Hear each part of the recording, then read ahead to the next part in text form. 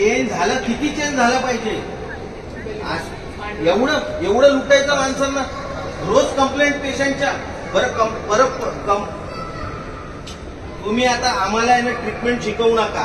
हे एक हॉस्पिटलला आम्ही येत आहे, पनवेलच्या सगळ्या हॉस्पिटलमध्ये फिरत असतो आम्ही, पण हा एकाच हॉस्पिटलचा प्रॉब्लेम आहे. इथे जेवढे पेशंट बसलेले आहेत ना, प्रत्येकाच्या जवळपास फोन येत असतात सारखे. आम्ही म्हणतो जाऊ दे, हॉस्पिटलचं चालू आहे, त्यांचे काय बिल वाढत असतील, एक दिवस तरी यावं लागणार की नाही. इथे माणूस घ्या व्यवस्थित आणि कोटेशनच्या वरती पेशंट काढा पेशंट बाहेर. हे रोजच्या तक्रारी आहेत तुमच्या. रोज बिलसाठी इकडे भांडायला कोणी येणार नाही. काही होते त्यांना जे कोटेशन दिलं त्याच्यावरती पैसे घ्यायचे नाही बिलकुल. प्लास्टिकच्या 3 दिवसाची एसओपी 3 ते 5 दिवस. तुम्ही कसल्या सेवा करून सांगताय? तुमची बिलं वाढवा, तुम्ही काही वाढवाल का तुम्ही? आम्ही काय नवीन नाही आलेलं, पेशंट नाही.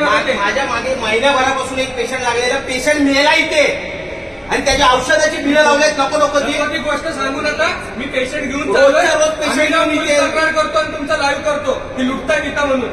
किती मर्यादा आहे की नाही?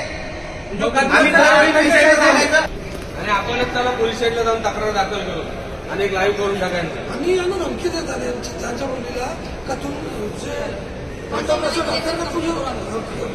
पैसे ना म्हणजे पोलीस काय पण डबल पैसे कुठे आहेत माताप्रसाद? हो कुठे आहेत माताप्रसाद? कुठे आहेत? बोला ना इकडे. डॉक्टर आहे, डॉक्टर सारखं राहायचं, गुंडगिरी करायची नाही. आता गुंडगिरी दाखवू ना आम्ही. महिलांना जर त्रास द्यायचा हे केलं ना तर ठोकून काढणार पहिलेच सांगतो. हॉस्पिटल चालवायचं मुश्किल करू तुमचं आम्ही. लक्षात घ्या. कोण आहे माताप्रसाद? कोण आहे माताप्रसाद? कोण आहे तो?